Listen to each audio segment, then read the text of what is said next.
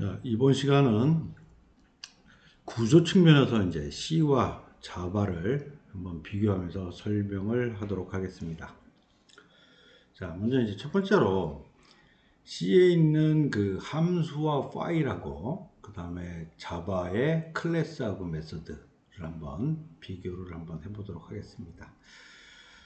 그리고 전체적인 비교는 이제 그 우리 구조가 C 중심적으로 교수님이 설명을 하고, 그 다음에 그 C에 있는 구조가 자바로 넘어가면서 이제 어떻게 변화가 되고 어떻게 발전을 했는지 이와 같은 방법으로 좀 설명을 하도록 하겠습니다. 자, 먼저 이제 C의 함수와 파일을 잠깐 좀 보면요.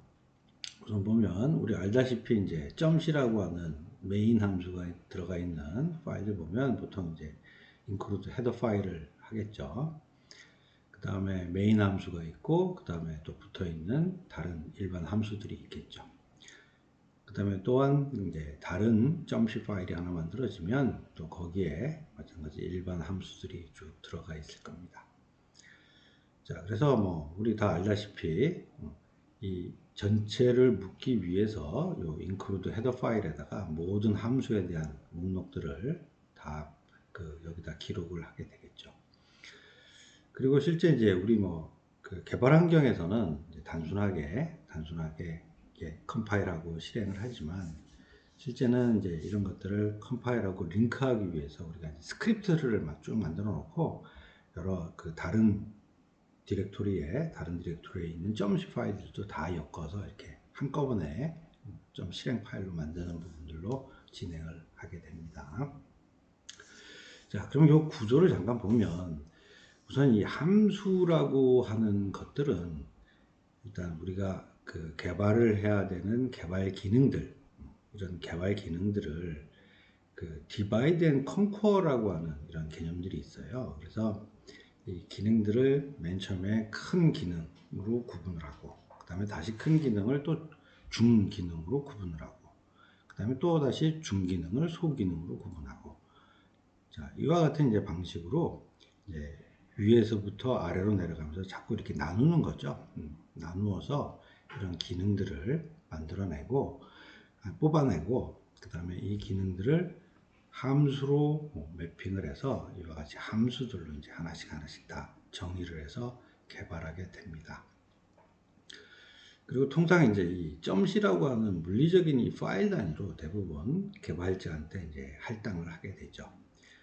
자, 그렇게 하다 보니까 이제 이 .c에 대한 파일에 묶여져 있는 이런 함수들은 여기 지금 대중소 단위로 이제 그 기능들을 구분한다라고 했잖아요. 그러다 보니까 예를 들면 .c 요 단위로 중기능 단위로 묶여져 있는 기능들을 다 묶어 놓고 그 안에 존재하는 세부적인 함수, 이런 식으로 해서 파일 단위로 기능 측면에 연관성 있는 함수를 모아서 각각 개발하는 형태대로 진행을 하게 됩니다.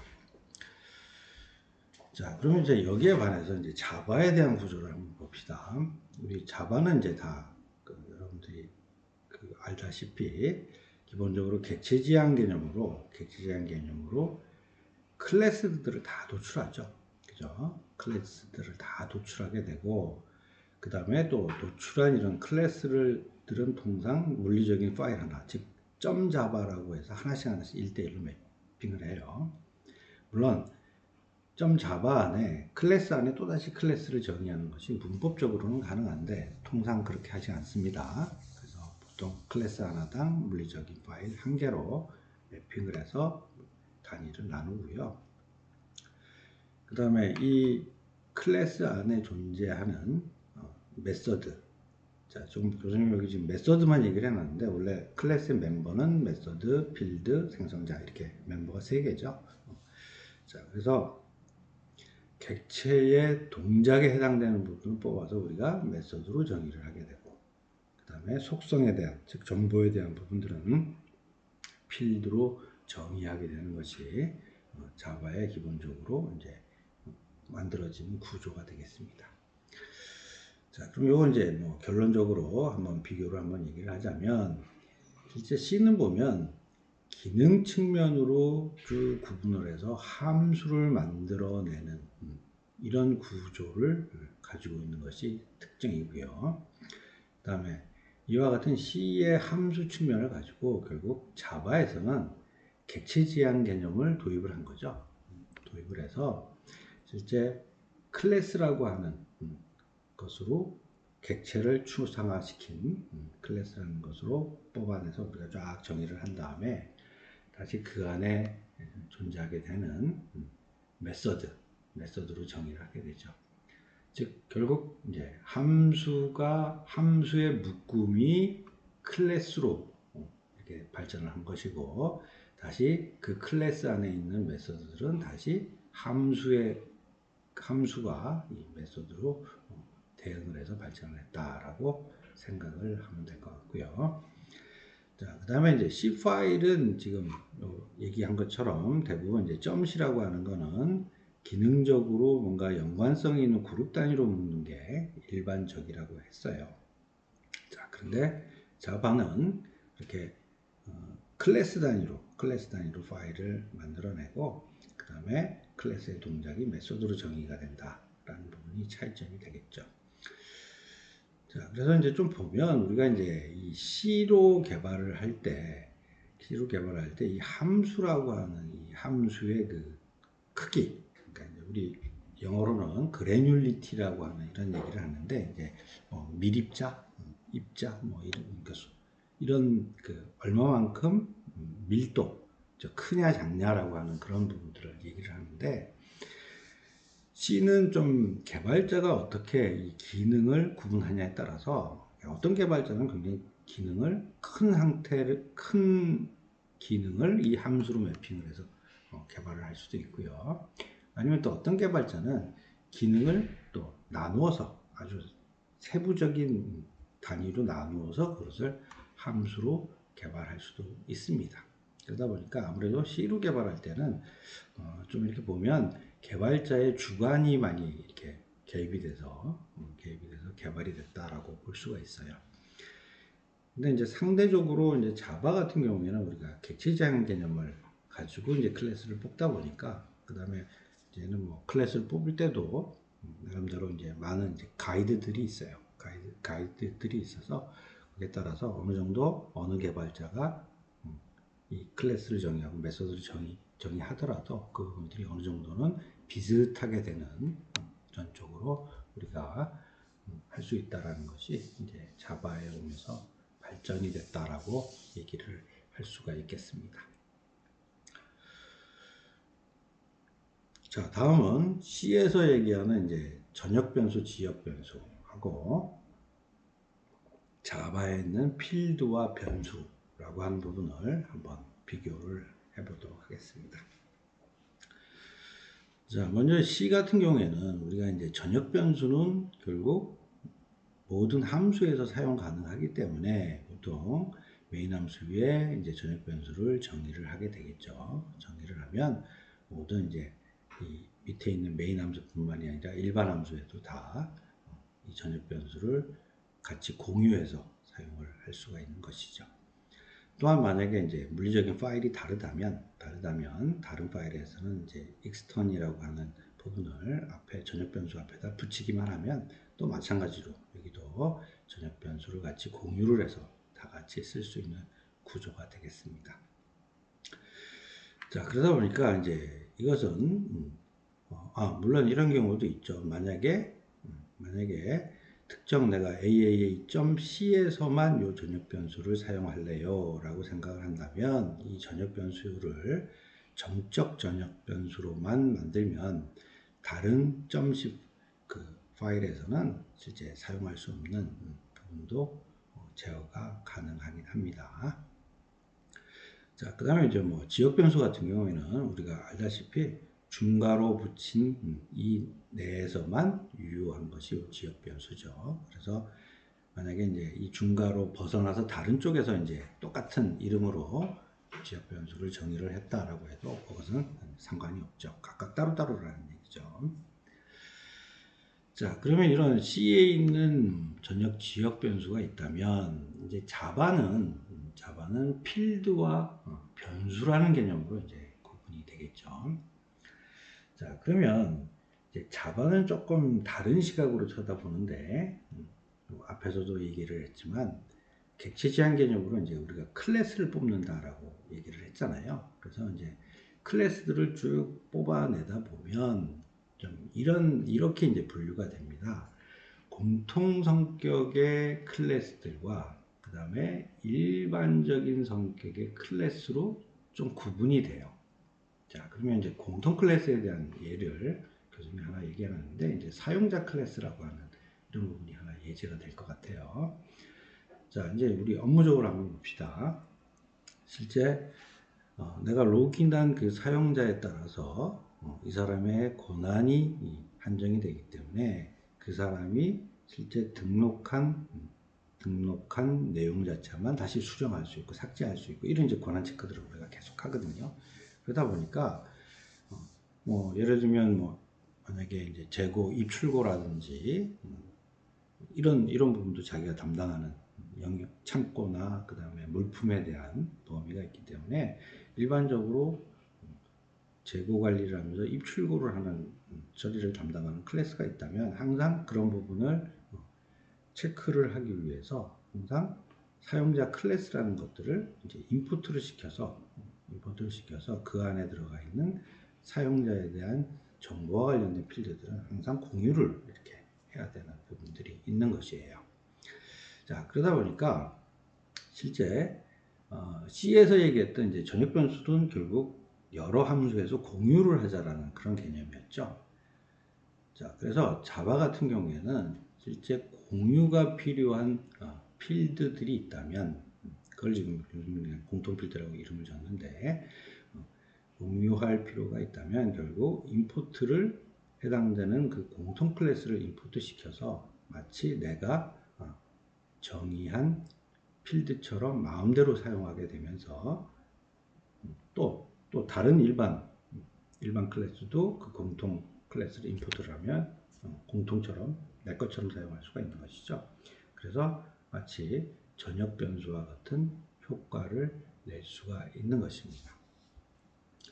자, 그리고 또 뭐 자체 내에 이제 자기 내부에 또 필드로 정의를 해놓고 해놓으면 이것은 당연히 이 클래스 안에 있는 모든 메소드에서 그 필드를 공유할 수 있는 것이 되겠죠. 자, 그러면 또 우리 메소드도 마찬가지죠. 메소드 안에서 우리가 변수로 정의를 한다면 일반적 중괄호 안에서 유효하다라고 하는 부분들은 마찬가지 C와 동일한 개념들을 가지고 있게 되겠습니다. 자, 그러면 이것을 한번 또 비교를 한번 해보도록 합시다. 자, C 같은 경우에 이 전역 변수라고 하는 것은 모든 함수에서 사용이 가능하도록 하고 있습니다. 즉, C는 이 전역 변수라는 개념과 지역 변수라는 개념이 구분이 아주 명확한 거죠. 그죠? 아주 명확해요. 그래서 사용에 대한 범위가 딱 정해져 있습니다. 자, 이에 반해서 이제 자바는 들여다보면 자바는 실제 클래스 단위로 선언이 되고 타 클래스에서 사용이 필요하면 임포트해서 사용하면 됩니다. 그래서 좀 전역 변수라는 이런 개념보다는 공통이라는 개념으로 얘는 좀 접근을 하는 것이고요. 그 다음에 C에서 얘기했던 이 전역 변수에 대한 개념 자체가 자바에서는 좀 많이 세분화가 됩니다. 그래서 교수님이 지금 하나, 둘, 세 개라고 하는 부분으로 지금 나눠왔는데, 만일 모든 이 일반 클래스, 즉 일반 클래스에서 다 공통적으로 같이 공유를 해야 될 그런 필드가 있다면 특정 공통 클래스를 계속 임포트해서 사용하면 된다라는 얘기고요. 또는 뭐 일부 일반 클래스, 일부 일반 클래스라고 얘기했는데, 뭐 예를 들면 우리가 일반 관리라고 해서 큰 시스템이 있어서 예산, 회계, 재고 관리, 자산 관리해서 쭉 밑에 하부 업무들이 이렇게 나눠지거든요. 그렇다면 일반 관리라는 전체 시스템에서 같이 공유를 해야 되는 그런 필드들이 있는 경우에는 걔는 해당되는 뭐 예를 들면 아까 사용자 클래스가 되겠네요. 그러면 저는 사용자 클래스 하나를 계속 인풋해서 같이 공유를 하면 된다라는 의미가 될 거고요. 자, 그 다음에 두 번째, 만약에 재고 관리에서만 뭔가 공통적으로 사용을 해야 되는 필드들이 있다라고 하면 그 필드가 정의되어 있는 특정 공통 클래스들을 각각 전부 다 인풋해서 사용을 하게 되면 그 업무 내에서만 그 필드들을 같이 공유를 해서 사용할 수 있는 부분이 되겠죠. 그리고 또 이제 클래스에 있는 필드만 사용하면, 즉 우리 클래스 내 일반 필드를 정의를 해놓으면 이 밑에 있는 메소드들은 다 마치 내가 정의한 변수처럼 다 공유해서 사용할 수 있죠. 그래서 이렇게 그 공통이라는 개념으로 접근을 해서 나누어서 이렇게 좀 자유롭게 사용을 할 수가 있고, 그 자유롭게 사용하는 부분들은 개발자들이 알아서 인풋 시켜서 사용하면 된다라는 그런 개념을 가지고 있는 것이 자바가 되겠습니다. 자, 그 다음에 뭐 C의 지역 변수나 자바의 메소드 내 변수라고 하는 것은 다 동일한 개념을 가지고 있어요. 즉 중괄호 안에서만 유효하다. 함수나 메소드 내에서는 중괄호 내에서만 유효하다라는 개념을 그대로 가지고 있습니다. 자, 그럼 다음은 우리 정적, 동적 메모리 사용에 대한 부분이 되겠습니다. 우리 그동안 이제 C 수업 시간에는 이제 이 정적 메모리 사용에 대한 부분만 지금 계속 얘기를 했어요. 그래서 아마 C 시간에는 가장 여러분들 기본적인 부분을 배우기 때문에 이제 동적 메모리 사용에 대한 부분은 생략을 했어요. 생략을 했는데 실제 좀 구조를 비교를 하기 위해서 교수님이 동적 메모리에 대한 부분들을 추가적으로 여기다가 지금 작성을 하고 좀 설명을 하려고 합니다. 자, 먼저 우선 정적 메모리 사용하고 동적 메모리 사용은 그 개념부터 잠깐 설명을 하고 얘기를 해야 될 것 같아요. 자, 정적 메모리 사용이라고 하면 뭐냐면 실제 컴파일 할 때부터 메모리의 크기 자체를 미리 잡아놓는 것입니다. 그러다 보니까 실제 내가 실행을 딱 하게 되면 실행이 끝날 때까지 이 정적 메모리는 변함이 없어요. 자, 이에 반해서 이제 동적 메모리를 사용이라고 하면 뭐냐면 실행하는 중간에 메모리를 내가 확보를 하는 겁니다. 그 다음에 실행이 끝난다면 그 메모리를 해줄 수 있는 방법이 있다라고 하는 것이 동적 메모리 사용이 되겠습니다. 자, 그러면 C부터 우선 설명을 한번 해봅시다. 자, 정적 메모리를 사용하는 범위는 우리가 실행 코드예요. 그 다음에 컴파일 시 크기가 확정되는 변수들이 해당이 되겠습니다. 자, 그래서 우리가 동적 메모리를 사용하지 않으면 모두 정적 메모리를 사용한다라고 생각하면 됩니다. 그래서 C 같은 경우에는 말록이라고 요거 메모리 로케이션이라고 메모리를 할당해 주는 그런 함수가 있는데 동적으로, 자, 이런 동적 메모리 사용을 하지 않으면 모두 다 정적 메모리를 사용하고 있다라고 여러분들이 이해를 하면 될 것 같아요. 자, 그러면 특히 이제 뭐 실행 코드 같은 경우에는 우리가 컴파일하면 실제 점 C를 가지고 컴파일을 해서 만들어진 실행 코드는 뭐 기본적으로 여러분들이 다 알고 있으니까 생략을 하고, 실제 정적 메모리를 사용하는 변수를 한번 보면 우리가 지금 int 타입으로 a = 1 해놓으면 벌써 a라고 하는 변수의 크기만큼, 그러니까 지금 우리 보면 int 4바이트죠. 4바이트에 방이 하나 방까지 미리 잡아놓는다라는 얘기죠. 자, 그 다음에 또 1차원별 같은 경우에 A하고 대괄호 해놓고 이거라고 이렇게 목록을 집어넣었어요. 자, 그러면 그래서 우리가 여기다가 방 크기는 미리 적어놓지 않았지만 자동으로 이 값이 들어가면서 잡는다 그랬죠. 자, 그러면 하나, 둘, 셋, 넷, 다섯 개니까 4바이트니까 4 곱하기 5만큼의 실제 바이트에 해당되는 메모리가 미리 잡혀진다라는 얘기입니다. 자, 또 뭐 이와 같이 문자열을 집어넣는 것도 마찬가지예요. 미리 이 문자열에 대한 방만큼 또 잡혀진다라는 것이죠. 자, 그럼 요거 하나, 둘, 셋, 네 개에다가 뒤에 널까까지 들어가니까 5개의 방이 미리 잡혀져 있는 것이죠. 자, 그리고 또 뭐 만약에 포인트 변수를 선언을 딱 해줬다. 그러면 요 포인트에 대한 4바이트가 또 정적 메모리에 잡히게 된다는 것입니다. 자, 그러면 C에서 이제 동적 메모리 사용에 대한 부분을 좀 설명을 합시다. 자, 동적 메모리는 이제 컴파일 시의 크기가 확정이 되지 않아요. 그래서 프로그램 실행할 때 필요한 그 메모리, 즉 요거 이제 힘 메모리라고 하는 영역을 우리가 갖다 쓸 건데, 그래서 힘 메모리를 할당받아서 사용하는 변수가 되겠습니다. 그래서 동적 메모리를 사용할 때는 항상 포인트형 변수 선언이 사전에 필요하게 되겠습니다. 자, 요건 이제 프로그램에 대한 예를 교재에 하나 적어놨는데 한번 설명을 하도록 할게요. 자, 이 프로그램 보면 일단 지금 스캔F 하면서 화면에다가 글자를 몇 개를 입력할래 라는 것을 먼저 입력을 받았어요.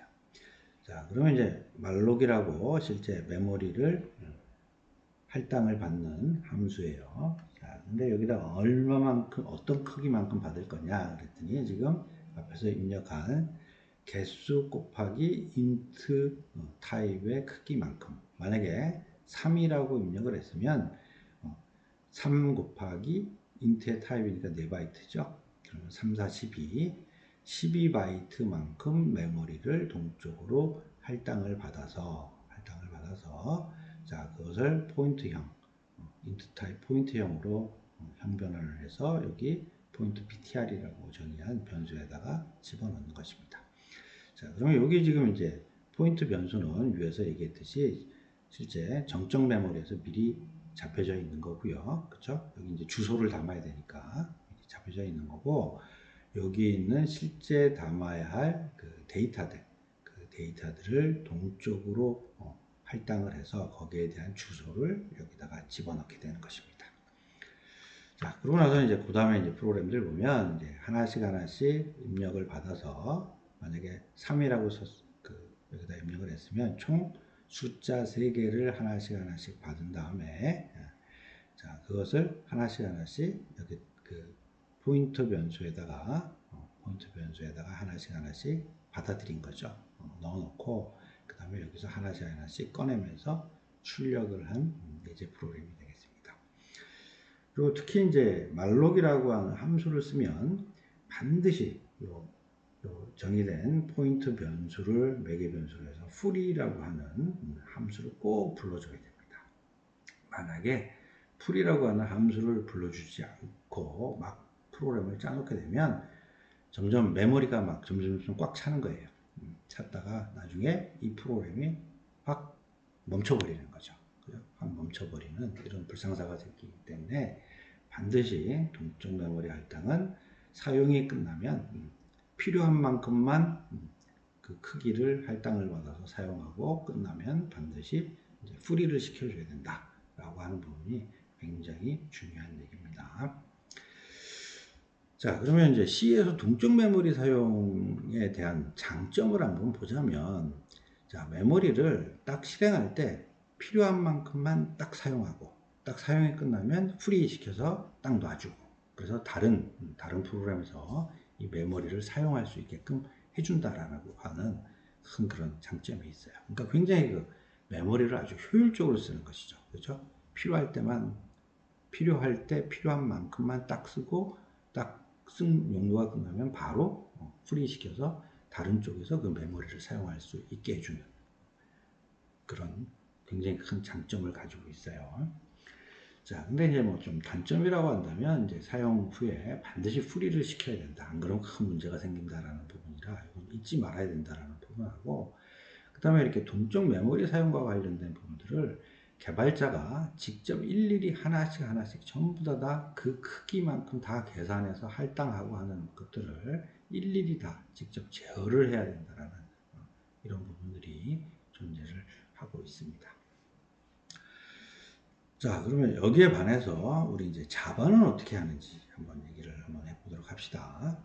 아마 교수님이 자바 같은 경우에는 뭐 따로 우리가 정적 메모리, 동적 메모리라는 얘기를 구체적으로 나눠서 교수님이 설명한 적은 한 번도 없는 것 같아요. 근데 들어보면 다 여러분들이 알고 있는 내용입니다. 그래서 알고 있는 내용을 교수님이 다시 이론적으로 추가적으로 설명을 하는 것이에요. 자, 자바도 정적 메모리의 사용 범위를 보면 실행 코드하고 컴파일 시 크기가 확정되는 변수입니다. 변수예요. 자, 그래서 자바는 이렇게 생각하면 돼요. new 연산자로 객체가 생성되는 것을 제외하면 전부 다 정적 메모리를 사용한다라고 여러분들이 이해를 하면 될 것 같아요. 그래서 C와 마찬가지로 뭐 기본 변수에 해당되는 뭐 A라든지 아니면 배열인데 미리 값 목록이 들어가서 크기가 확정되는 경우, 자, 이런 경우들은 물론 이제 자바인 경우에는 배열도 객체로 우리가 정의를 해서 사용을 해요. 그래서 아마 이렇게 되는 부분은 실제 정적 메모리를 사용한다라고 하는 이런 의미가 이제 내부적으로 좀 보면 미리 그 크기 자체를 미리 잡아놨다라고 얘기를 할 수가 있을 거예요. 크기를. 자, 그 다음에 이 스트링 타입으로 네임 이퀄 존 넣으면 이거는 우리가 보면 대부분 스트링을 정적 클래스로 선언하는 것이죠. 그래서 우리가 정적 클래스로 선언을 해놓은 것들은 어떤 겁니다? 자, 요 위에도 마찬가지지만 정적 클래스의 의미라고 하는 부분들은 결국 프로그램 실행 코드와 같은 저장소에 저장된다. 즉 정적 메모리를 사용한다라고 하는 그런 의미가 되는 것입니다. 자, 그리고 이제 또 스튜던트라고 하는 클래스 타입으로 클래스 변수를 선언하고 new하고 생성자를 만들어 놓는다라고 하면 실제 스튜던트라고 하는 클래스 변수는 정적 메모리에서 잡히겠죠. 하지만 스튜던트 객체는 나중에 실행하면서 실제 객체가 만들어져서 거기에 대한 주소 자체가 정적 메모리에 선언된 스튜던트라고 하는 클래스 변수에 이 주소 값이 들어가는 부분이 되겠습니다. 자, 그래서 우리 보면 뭐 이 클래스 변수를 크게 보면 우리가 참조 변수라고 얘기를 했었죠. 그래서 기본 변수, 참조 변수라고 나눴잖아요. 그래서 참조 변수라는 것은 결국 해당되는 그 자료들을 저장하고 있는 곳에 주소를 갖고 있겠다. 즉 객체가 존재하고 있는 메모리의 주소 값을 갖고 있는다라고 하는 의미를 가지고 있는 것입니다. 자, 그 다음에 자바에서 그럼 동적 메모리 사용은 뭐냐? 그러면 실제 얘도 마찬가지 실행하면서 흰 메모리를 할당받아서 사용하는 변수가 되겠죠. 자, 그러면 클래스 타입 변수는 미리 선언할 필요가 있는 것이죠. 자, 그럼 동적 메모리 사용은 어떻게 하냐? new라고 하는 연산자를 이용해서 동적 메모리의 객체를 쫙 만들어서 그 주소를 클래스 변수에다가 집어넣는 것이죠. 자, 그러면 자바의 이 동적 메모리 사용 장단점을 한번 보면 이제 주로 C하고 비교해서 한번 얘기를 하자면, 자, C 같은 경우에는 굉장히 번거롭고 좀 까다롭고 이렇다면 자바에서는 동적 메모리를 굉장히 쉽게 사용할 수 있게 해준다는 거죠. 객체를 활용해서. 그래서 new하고 연산자를 만들어서 그것을 바로 선언한 클래스 변수에다가 갖다 집어넣기만 하면 바로 동적 메모리를 사용할 수 있게 되는 것이고요. 그 다음에 또 접근에 대한 부분도 이런 거죠. 실제 클래스 변수 점 필드명, 점 메서드명. 물론 필드명인 경우에는 이제 외부에 공개할 때는 getter, setter를 만들어서 보안 문제 때문에 그렇게 이용하는 부분도 존재를 하긴 해요. 하지만 하여튼 점 클래스 변수 점 필드명 점 메서드명을 통해서 쉽게 이렇게 접근하는 장점들을 제공을 해주고 있습니다. 또한 이제 new라고 이제 객체 만든 다음에 실행이 끝나고 나서 우리가 따로 C처럼 이렇게 프리 같은 것들을 안 해줘도 돼요. 이 JVM에 있는 이 가베지 컬렉션이라는 기능이 우리가 따로 프로그램을 해주지 않아도 주기적으로 JVM에서 이 가베지 컬렉션 기능이 돌아갑니다. 돌아가면서 실제 사용하지 않는 객체들은 다 쓰레기 취급을 해서 다 이렇게 모아요. 모아서 다시 다른 객체를 사용할 수 있도록 계속 유효한 메모리, 유효한 메모리로 계속 만들어주고 있습니다. 그래서 우리한테 굉장히 편리하게 해준다라는 것이죠. 자, 그러면 이제 상대적으로 단점은 뭐냐? 지금 보면 C 같은 경우에는 꼭 필요한 만큼만 이렇게 필요한 만큼만 사이즈를 할당을 해서 심지어 이 변수 단위까지도 전부 다 제어를 하면서 꼭 필요한 만큼만 사용하고 끝나면 프리를 시키고 즉시 프리를 시키고 자 이런 부분이 되는데 거기에 비해서 객체라고 하는 통째로 메모리를 팍 주고 그 객체 중에 뭐 써야 할 필드가 뭐 10개가 있으면 그 중에 우리가 한 개 쓰는 경우도 있을 텐데 그 무조건 그 클래스에 대한 클래스를 가지고 객체를 통째로 만들어서 우리한테 사용하게 해준다. 그 다음에 사용이 끝나도 즉시 해제가 되는 것이 아니라 나중에 모았다가 JVM이 주기적으로 이렇게 해제를 시켜주는 부분이기 때문에 C 대비해서는 메모리 사용의 효율성이 많이 떨어지는 게 어떤 단점이라고 할 수가 있겠습니다. 자, 그러면 이제 뭐 요약을 하자면 이 자바와 C가 이 동적 메모리 제어를 하는 수준을 보면 자바는 좀 계략적이다. 계략적이니까 당연히 우리 개발자한테는 좀 편리하고 편하겠죠.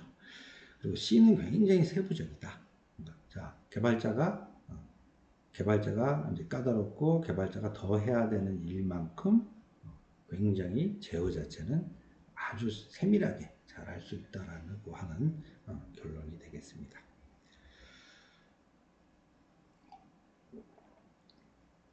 자, 다음은 우리 그 C에 있는 포인터하고 자바의 그 클래스 변수하고 한번 우리 비교를 해서 또 한번 설명을 하도록 하겠습니다. 자, 지금 요 그림을 보면 요 그림 이제 포인터 시간에 설명을 했던 내용이에요. 자, int a equal 10 했으니까 a라고 하는 방이 만들어졌고 이 방에 10이라고 하는 값이 저장이 된 것이죠. 자, 그 다음에 int pointer ptr이라고 하는 변수 선언을 하면서 여기 a라고 하는 변수에 주소를 갖다 집어넣었어요. 자, 그러면 지금 10이라고 들어가 있는 이 방을 찾아갈 수 있는 방법은 변수명으로도 찾아갈 수 있고 실제 이 변수명에 해당되는 주소가 있겠죠. 이 주소를 가지고도 우리가 찾아갈 수 있는 부분이에요. 자, 그러니까 지금 A 변수의 주소 자체를 포인터 ptr이라고 하는 변수에다 집어넣었어요. 자, 이 의미는 뭐냐? 그럼 실제 ptr이라고 하는 이 변수명 자체에는 이 변수 a의 주소값이 여기 들어갔다라는 것이죠. 그죠? 들어갔다라는 것이죠. 자, 그러면 앞에 붙은 이 포인터 붙은 것은 어떤 의미냐? 결국 나중에 이 변수 이름에다가 포인터를 붙여 놓게 되면 자, 어떤 기능을 한다? 실제 이 변수 이름으로 정의되어 있는 방에 가서 주소를 찾은 다음에 이 주소가 가리키고 있는 값을 꺼내오는 것이죠. 그죠? 그래서 우리 이제 포인터를 간접 연산자라고 지금 부르는 거잖아요. 그래서 이제 한번 바로 주소를 읽어서 이 주소에 해당되는 값을 읽어오는 이와 같은 동작을 할 수 있다라고 하는 것입니다. 자, 그러면 이와 같이 이제 이 포인터 변수를 그러면 왜 쓰게 되냐? 자, 물론 뭐 이런 사람도 있어요. C 프로그램을 사용하면서 이 포인터를 보다 보니까 아유 포인터가 너무 어려워. 그래서 아우 나는 C 프로그램 작성을 하면서 포인터를 사용하지 않을래. 물론 포인터를 사용하지 않고도 프로그램 하는 부분이 좀 가능해. 자, 그런데 C 프로그램을 하면서 포인터를 안 쓴다라는 얘기는 C 프로그램을 사용할 필요가 없다라는 얘기하고 똑같습니다. 왜냐하면 C에 포인터를 써야지만 C의 특성인 하드웨어의 적은 자원을 가지고, 즉 CPU나 메모리나 이런 적은 자원을 가지고도 아주 효율적으로 이 프로그램이 동작할 수 있도록, 즉 처리에 필요한 하드웨어 자원도 조금 쓰면서 그 다음에 속도도 굉장히 높일 수 있는 이런 방법들이 결국 C 포인터가 제공해주는 기능인데, 이런 기능을 안 쓴다면 굳이 C 프로그램을 할 이유가 있는 게 아니겠죠. 그래서 C는 반드시 이 포인터가 가장 장점이고, 이것을 잘 이용해야지 C 프로그램을 이용해서 특히 하드웨어 제어라든지 이런 부분들을 잘 할 수 있다는 얘기입니다. 자, 그러면 포인터의 한번 장점을 간략하게 교수님이 이렇게 요약을 해놨는데, 한번 장점을 한번 얘기를 해봅시다. 자, 우리가 포인터로 그 어떤 주소를 가지고 다른 포인터 변수에다 이렇게 넘긴다라는 얘기는 결국 굳이 방을 따로 만들어서 우리 콜 바이 밸류하고 콜 바이 레퍼런스 설명을 했었죠. 자, 콜 바이 밸류 개념은 우리 뭐 자바에서도 일반적으로 다 사용하는 방법이에요. 자, 값을 넘기는데 걔를 복사를 해서 이렇게 넘길 거란 말이죠. 근데 실제 주소, 그 변수에 대한 주소를 포인터 변수에다 넘긴다라는 것은 지금 그 변수를 중복하지 않고 한 개 변수를 서로 공유하겠다라는 그런 의미잖아요. 그죠? 그래서 어떤 변수값의 중복을 없애줄 수 있는 것이죠. 그죠? 없애줄 수도 있고, 그 다음에 또 이렇게 콜 바이 밸류는 복사를 해서 넘기는데 이런 복사도 안 할 수 있는 것이죠. 그죠? 복사도 안 할 수 있어요. 그래서 굉장히 이렇게 자원도 적게 쓰고, 그 다음에 굉장히 속도도 그런 이제 불필요하다라고 하긴 그렇고, 실제 그런 꼭 빠른 처리를 위해서 좀 안 해도 되는 이런 부분들을 좀 안 할 수 있어서 그런 것들이 굉장히 장점이고요. 그 다음에 실제 이제 이런 포인터를 사용해서 직접적으로 이렇게 메모리에 있는 변수 정의한 그 값들을 서로 막 공유를 하기 때문에 굉장히 빠른 처리가 된다라는 얘기입니다. 거의 이제 실시간 개념으로 해요. 뭐 예를 들면 0.1초, 0.001초를 막 초를 다투는 이런 부분에 우리가 굉장히 유용하게 쓸 수 있다라는 얘기죠. 자, 그럼 요거 뭐 예로 이제 이런 얘기를 하나 드릴게요. 만약에 우리가 이제 폐수 처리를 하는 시스템이 있어요. 근데 그 폐수 처리 시스템에 보면 이제 센서들을 이제 폐수가 쭉 흘러갈 테니까 이제 앞에다가 센서들을 이제 쭉 박아놔요. 박아놓고 그 센서들이 이제 유해한 화학물질을 뭐 한 10개 정도를 이제 체크를 해야 되는 화학물질들이 있다면, 유해한 화학물질이 있다면 그 10개의 유해한 화학물질을 체크할 수 있는 센서들 10개 정도를 막 설치를 하겠죠. 그 다음에 거기다가 이제 우리가 센서 통해서 이 C 프로그램으로 동작을 해서 계속 농도들을 막 체크를 하겠죠. 체크를 하고 그 농도에 있는 값들을 계속 한쪽으로 계속 보내주면 그 한쪽에서는 그것을 계속 읽으면서 현재 실시간으로 그 농도가 얼마인지에 따라서 다시 특정 유해물질 A라고 하는 것이 농도가 올라가면 다시 걔를 중화제, 그 유해한 물질을 낮추기 위한 중화제를 이제 그 배수 하수 처리하는 뒷단에다가 그것들을 더 이제 중화제들을 양을 늘리거나 줄이거나 하는 것들을 막 자동으로 제어를 하는 시스템이 있는 거죠. 실제 존재를 해요. 그런 것들이. 자, 그러면 이제 그런 프로그램들은 이렇게 된다는 거죠. 그걸 처리를 하기 위한 그 메인에 관련되는 이런 함수에서 실제 10개 유해 물질에 해당되는 농도값을 현재 실시간으로 그 농도값에 대한 값을 저장할 수 있는 방을 10개를 따다가 만들어 놓고, 그 다음에 그거 하나씩 다른 함수에다가 부르면서 걔를 주소값을 넘겨서 호출된 다른 함수에서는 포인터 변수로 선언한 다음에 실시간으로 계속 메인 함수에 있는 변수 방에 값을 계속 거기다 업데이트를 계속 해주는 것이죠. 그러면 이제 메인 함수에서는 계속 실시간으로 계속 읽는 거죠. 읽으면서 현재 어느 유해한 물질이 농도가 올라가냐 내려가냐에 따라서 계속 내가 중화제를 더 많이 계속 내보내면서 중화를 시키냐 아니면 줄이냐라는 것이 자동 제어가 된다라는 부분입니다. 자, 그 다음에 또 동적 메모리가 굉장히 효율적으로 진행이 되겠죠. 그죠? 그래서 요거 아까 앞에 교수님 동적 메모리 사용에 대한 부분 C하고 자바하고 비교했잖아요. 그래서 포인터 변수로 정의를 했고 여기서 실제 정적 메모리 사용으로는 딱 포인터 4바이트만 먼저 할당을 해 놓은 다음에 꼭 필요한 만큼 메모리를 할당을 받아서 사용하고 끝나면 해제를 했습니다. 자, 그래서 꼭 필요한 만큼만 동적 메모리를 이용해서 사용 가능하기 때문에 굉장히 효율적으로 쓸 수 있다라고 하는 부분이 이 포인터의 가장 큰 장점이라고 할 수가 있겠습니다. 자, 근데 이제 단점은 이 포인터가 되게 어려워요. 그죠? 여러분들 굉장히 어려워요. 그리고 좀 교수님 생각했을 때는 필요한 경우만 이 포인터를 좀 써야 돼요. 자, 근데 개발 현장에 가면 참 조금 우스갯소리로 얘기를 하자면 이 C 프로그램을 하다가 이제 포인터에 대해서 처음에는 잘 모르다가 이제 포인터가 탁 이해가 됐어. 그랬더니 이거 포인터? 요렇게 동작을 하는 거네 라고 하면서 막 이 포인터를 쓸데없이 너무 남발하는 사람들이 개발자들이 막 있었어요.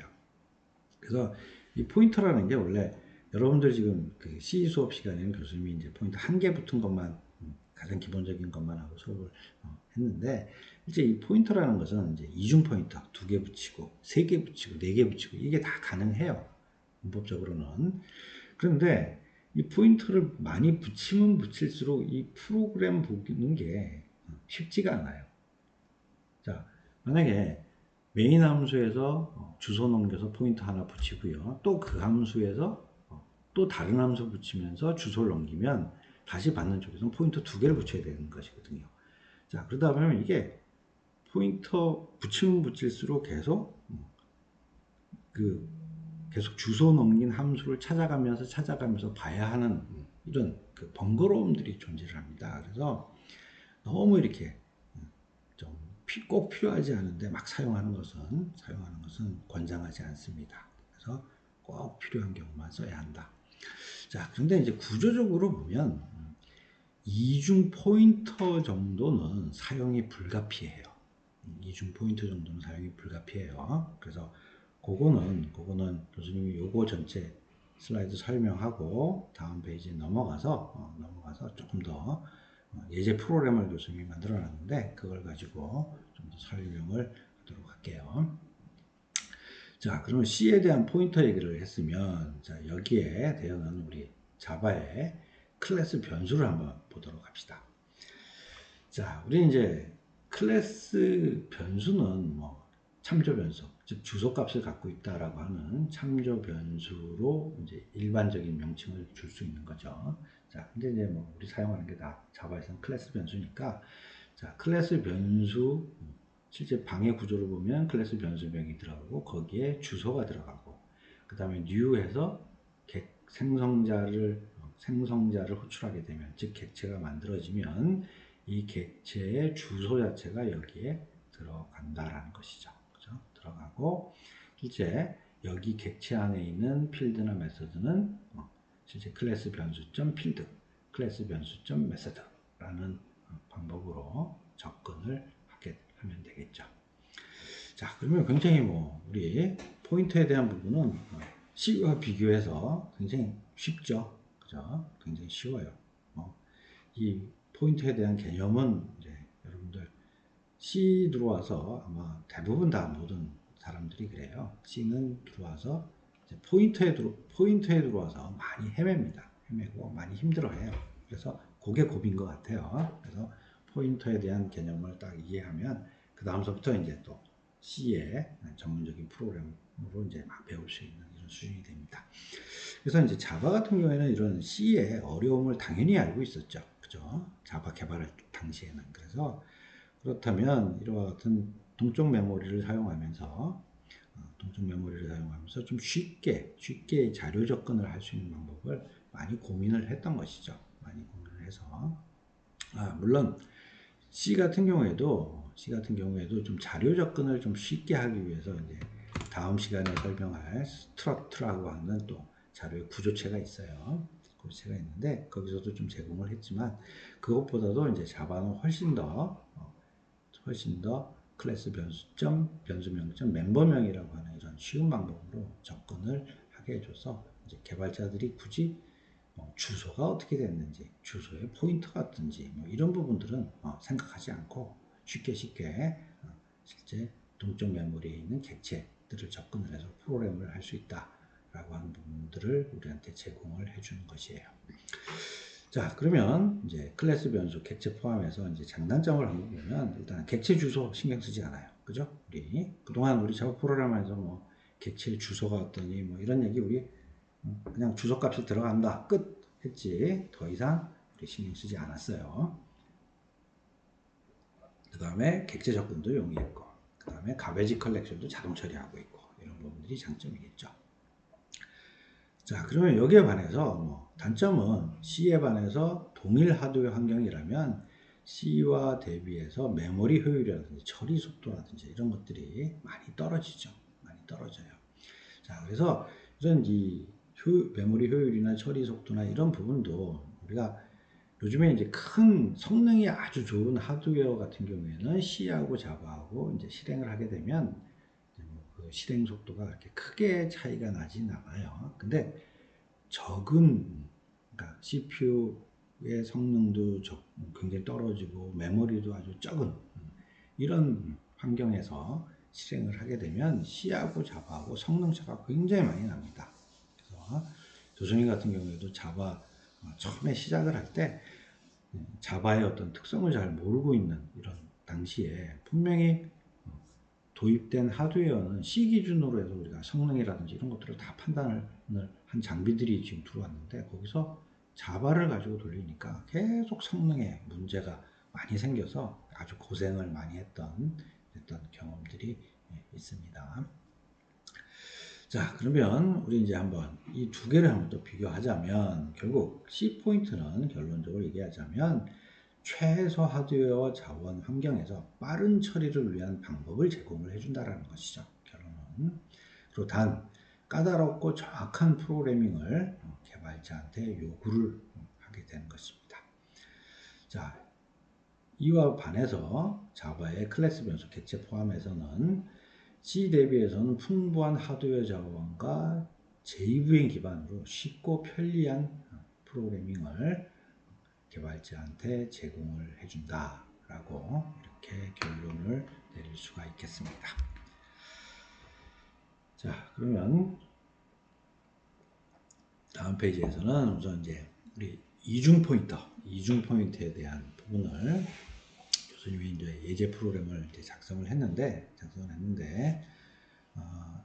요 세부적인 내용들은 여러분들이 이 프로그램 내용들을 보면서 한번 테스트를 한번 해보기 바랍니다. 그래서 교수님이 테스트하면서 요때마다 실제 값은 뭐고 여기에 들어오는 주소 값들은 어떻고 일일이 다 로그들을 다 찍었으니까 이 내용들을 보면서 여러분들이 이해하기 바라고 교수님이 지금 설명은 개략적인 이 그림 중심적으로 설명을 하도록 하겠습니다.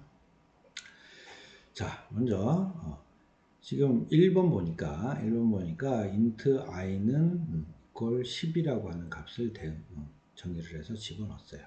자, 그럼 분명히 여기 i라고 하는 변수 이름이라고 하는 변수가 생깁니다. 그 안에 방이 만들어졌을 거고 이 안에 10이라는 값이 들어가겠죠. 그죠?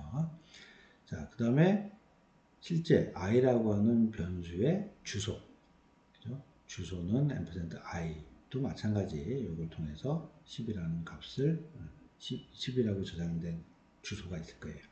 그래서 %i는 이제 논리적으로 우리가 표현하는 것이고 실제 교수님이 실행한 결과를 보고 실제 %i를 찍어봤더니 여기 뒤에가 C768이에요. 그래서 C768이라고 하는 실제 물리적인 메모리 주소인 거죠. 요게.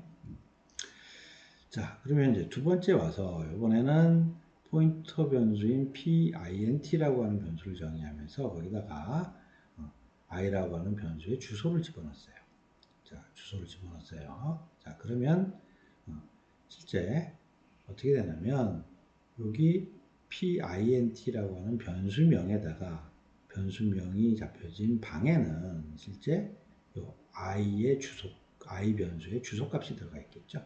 그죠? i의 주소값이 들어가 있어요. 자, 그 다음에 뭐 표현은 뭐 이렇게 표현할 수 있다는 얘기고요. 자, 그러면 이 상태에서 포인터 PINT를 실제 있는 값을 숫자 형태대로 정의를 해 놓으면, 자, 이렇게 정의를 해 놓으면 실제 바로 어떻게 한다? 내가 PINT라고 하는 변수가 들어가 있는 방에 주소를 읽어서 그 주소가 가리키고 있는 값을 꺼내오는 것이죠. 그러니까 당연히 10을 꺼내올 수 있는 것이죠. 자, 그게 지금 요 두 번째에 대한 얘기였습니다. 자, 그 다음에 교수님이 이제 앞에서 그 동적 메모리 사용에 대한 부분 얘기했잖아요. 그러다 보니까 우리가 동적 메모리 사용을 효율적으로 하기 위해서는 결국 항상 포인터 변수로 선언을 해서 동적으로 데이터를 이제 집어넣고 그다음에 그 말록이라고 해서 메모리 할당받아서 자료 저장하고 끝나면 이제 프리해주고 이런 것들을 계속 해줘야 돼요. 그러다 보니까 실제 포인터 변수를 정의를 해서 정의를 하는 부분들은 불가피하고요. 그 다음에 이런 것들이 마찬가지 실제 다른 함수한테 전달을 하기 위해서는 실제 그 포인터 변수의 주소를 가지고 다른 함수를 호출해 주는 이런 부분들이 불가피해진다라는 얘기죠. 자, 그래서 이건 프로그램을 잠깐 보면 지금 포인터 PINT라고 정의를 한 포인터 변수의 주소를 매개 변수로 해서 int process라고 하는 함수를 호출했어요. 자, 그러면 이게 요거 넘겼는데 지금 포인터 PINT라고 그 1차 포인트 한 개 붙은 변수로 정의를 했기 때문에 이것을 받는 매개 변수 입장에서는 포인터 두 개를 붙여서 받아야 됩니다. 그죠? 포인터 두 개를 붙여서 받아야 되는 것입니다. 자, 그러면 자, 여기 지금 PTR이라고 하는 이 변수명 자체에는 다시 무엇이 들어가 있냐? 원래 앞에서 넘겨준 여기 넘겨준 주소, 그죠? 주소가 이 값에 저장이 되어 있는 것이죠. 그죠? 저장이 되어 있어요. 자, 그래서 실제 만약에 포인트 PTR이라고 얘기를 하면 실제 여기에 접근을 하면 이거는 값이 아니라 주소죠. 그죠? 주소이기 때문에 이제 주소로 접근을 해야 된다는 부분이고, 그러면 포인트 PTR이라고 하는 부분으로 접근을 하게 되면 결국 어떻게 한다? 자, PTR이라고 하는 변수에 들어가 있는 주소를 읽어서 이 주소가 가리키고 있는 값을 가져오는 것이죠. 그러다 보니까 포인트 PTR은 %i라고 하는 이 주소를 접근을 하게 되는 것이에요. 자, 근데 이건 뭐 교수님이 어떻게 동작한다라고 하는 부분을 설명을 해주려고 해놓은 것이고요. 실제 우리는 뭐 관심사는 실제 들어가 있는 값을 찾아오는 게 우리 관심사죠. 자, 그래서 실제 여기 있는 최초 10이라고 하는 값을 접근을 하려면 포인터 두 개 붙은 더블 포인트 PTR이라고 이렇게 접근을 해야 된다는 거죠. 자, 그리고 이제 값으로 접근하면 자, 어떻게 동작을 한다? 자, PTR이라고 붙은 일단 그 방에 있는 주소를 가지고 자, 가서 거기 방에 있는 또다시 값을 한번 읽어온 다음에 그 다음에 이 값이 가리키고 있는 또 이번에는 값을 또 가져오는 것이죠. 그죠? 그래서 포인터가 붙는 개수만큼 읽어오는 단계가 늘어나는 것이죠. 그죠? 늘어나는 것이에요. 자, 그러면 이제 요거는 숫자 방에 한 개만 있을 때에 대한 예제고요. 자, 요 다음 페이지에 있는 부분은 이제 우리 캐릭터 타입으로 정의하는 문자열에 대한 부분인데 요거는 조금 구조가 달라요. 구조가 달라서 그래서 이건 다르게 다른 프로그램으로 좀 테스트를 한 결과를 또 여러분들한테 설명을 하고자 합니다. 자, 먼저 여기 한번 봅시다. 자, 지금 문자열 잉글리시라고 하는 것을 샥 만들어내서요. 자, 이것을 포인트 PSTR이라고 하는 캐릭터 타입의 변수에다가 할당을 해서 집어 넣었어요. 자, 그러면 요거는 지금 어떤 개념이 되냐면요. 지금 보면 우리 요거 문자열이었죠. 자, 문자열은 C에서는 1차원 배열 형태로 들어간다라고 얘기를 했잖아요. 그러면 ENG, ALI, SH 뒤에 널 값이 붙은 문자열 배열이 하나 이렇게 만들어지는 것이고요. 자, 그 다음에 이 배열의 주소 값은 지금 보니까 0674예요. 0674인데, 자, 그러면 0674라는 것은 그러면 어떻게 알았느냐? 자, 이것을 포인트 PSTR이라고 하는 변수에다가 저장을 했잖아요. 자, 그러면 우리 1차원 배열인 경우에 실제 1차원 배열 변수는 무슨 값을 갖고 있는다? 실제 1차원 배열의 시작 주소를 갖고 있겠다라고 얘기를 했었죠. 자, 그래서 여기 보면 PSTR, 1차원 배열에 해당되는 PSTR의 주소 값을 찍으니까 바로 뒤에 0674라고 나온 것이에요. 자, 그래서 0674라고 하는 값을 내가 갖고 있으면서 그게 이렇게 포인팅을, 그러니까 결국 뭐 주소 값을 갖고 있다라는 게 얘에 대한 주소를 찾아갈 수 있다라는 것이죠. 그래서 교수님이 문자열의 시작 주소가 0674라는 것을 프로그램을 통해서 알 수가 있는 것이죠. 자, 그러면 이 상태에서 만약에 PSTR을 만약에 이 주소에 해당되는 것을 문자열 형태대로 타입을 찍어봤더니 결국 주소로 접근해서 이 값들을 다 갖고 와라라고 하는 의미잖아요. 그랬더니 바로 접근을 해서 이와 같이 PSTR에 들어간 문자열은 English다 라고 해서 바로 나올 수 있는 것이에요.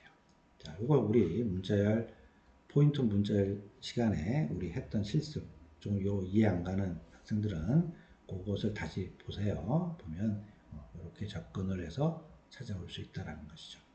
즉 1차원 배열 명에는 값을 뭘 갖고 있다? 문자열의 시작 주소를 갖고 있다. 그래서 그 시작 주소를 가지고 실제 문자열을 바로 읽어볼 수 있는 것이죠.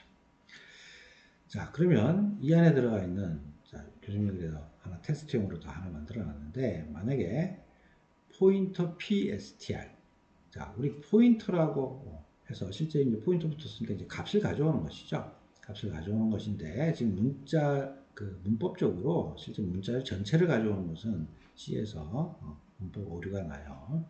자, 그러면 포인트 PSTR을 문자 한 개로 접근을 하면 어떻게 해야 되냐? 실제 포인터 값으로 접근을 했기 때문에 여기에 있는 첫 번째 2라고 하는 것을 접근을 해서 접근을 할 수 있다는 것이죠. 즉, 이 얘기는 뭐냐? 즉, 포인트라고 하는 것은 첫 번째, 동일하죠. 뭐, 동일한 주소를 가지고 접근을 해요. 자, 그러면 이번에 정의된 포인트 PSTR의 주소를 가지고 이번에 스트링 프로세스라고 하는 함수를 호출을 했습니다. 자, 그럼 이건 이제 포인트 변수였으니까 당연히 더블 포인트 매개 변수를 받아야겠죠. 자, 이렇게 받았어요. 받으면 자, 이거 실제 str이라고 하는 주소를 한번 출력을 해봤어요. 자, 그랬더니 뒤에 43A0라고 하는 주소네요. 자, 이 얘기는 뭐다? 실제 아까 우리 포인트 PSTR이라고 정의한 PSTR 변수의 주소가 요거라는 얘기입니다. 그렇죠? 43A0이라는 얘기예요. 자, 그리고 이제 여기에 앰퍼센트 PSTR을 넘겼으니까 당연히 요 STR이라고 하는 이 방에는 앰퍼센트 PSTR이라고 하는 그 주소값이 들어가 있는 것이에요. 자, 주소값이 들어가 있어요. 자, 그러면 이제 접근을 할 때 한번 봅시다. 자, 앰퍼센트 STR을 실제 %s니까 실제 값을 찾으러 들어가는 것이죠. 값을 찾으러 들어가면 바로 잉글리시로 접근할 수 있다라는 얘기예요. 자, 그럼 이거 한번 볼까요? 자, %s 포인터 str이라고 접근을 하면, 자, str이라는 변수에 들어가 있는 이 주소값을 읽어서 이 주소값에서 가리키고 있는 주소값에서 가리키는 주소값이 가지고 있는 여기에 있는 값을 읽어오는 것이잖아요. 근데 이제 문자열인 경우에는 바로 %s 하면 여기서 포인팅하고 있는 문자열을 자동으로 가져다 주는 것이죠. 그러다 보니까 여기에 문자값이 그러니까 잉글리시라고 하는 것이 바로 접근이 됐습니다. 자, 그럼 여기서 만약에 포인트 두 개를 붙이면 어떻게 되냐? 포인트 두 개를 붙여서 str이라고 한다면, 자, 한번 찾아서 가서 또 한번 찾아서, 자, 그 다음에 이걸로 찾아 들어가서 포인터니까 다시 들어가서 첫 번째 문자를 가져올 수 있는 것입니다. 자, 뭐 까맣게 해놓은 거는 교수님이 여러분한테 이해를 돕기 위해서 하는 부분이고요. 결국 넘기면 우리가 접근할 수 있는, 그러니까 포인트로 넘기면 문자열인 경우에는 그 문자열을 접근하기 위해서 처음에 포인트 한 개 붙은 경우에는 바로 문자열은 해당되는 변수명이면 바로 접근하는 것이고요. 포인트 두 개를 붙이면 두 개를 붙인 그 포인트 변수인 경우에는 포인터 한 개만 붙이면 바로 이 문자열에 접근할 수 있다라고 하는 얘기가 되겠습니다. 자, 오늘 굉장히 많이 확 어려워졌어요.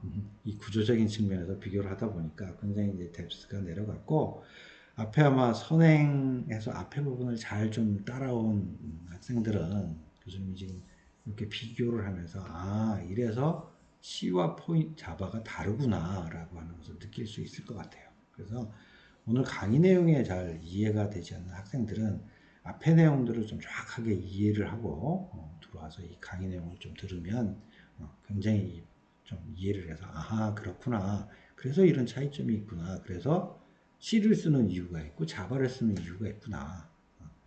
실제 자바를 써서 충분히 구현 가능한데 굳이 C를 써서 개발할 이유가 없다라는 것이 이렇구나 라는 것을 여러분들이 좀 알 수 있을 것 같습니다. 자, 그러면 이제 다음 주 수업에 앞서서 이제 기초 학습이 되겠습니다. 자, 다음 주는 이제 C는 여러분들이 좀 알아야 될 게 11장 구조체에 대한 부분들 여러분들이 좀 알아봐야 되고요. 그 다음에 자바 같은 경우에는 이제 7장에서 8장이니까 우리가 상속, 그 다음에 인터페이스 부분, 그 다음에 또 11장인 경우에는 이제 API, 자바에서 제공하는 그다음 API 부분들, 그 다음에 컬렉션 프레임워크에 들어가 있는 특히 이제 해시맵하고 어레이 리스트 이 부분에 대한 부분들을 좀 보고 기초 학습을 한 다음에 다음 주에는 주로 교수님이 설명할 내용이 주로 이제 자료 구조에 대한 부분, C에 있는 스트러트와 그 다음에 우리 자바에서 얘기하는 클래스, 필드를 포함한 클래스 중심적으로 교수님이 좀 비교를 할 거고, 그 다음에 C에서 제공하는 우리 헤더 파일로 정의하는 각종 함수들 있죠. 함수들하고 자바에서 제공하는 자바 기본 API 이걸 가지고 한번 비교하는 내용들을 또 설명을 하도록 하겠습니다.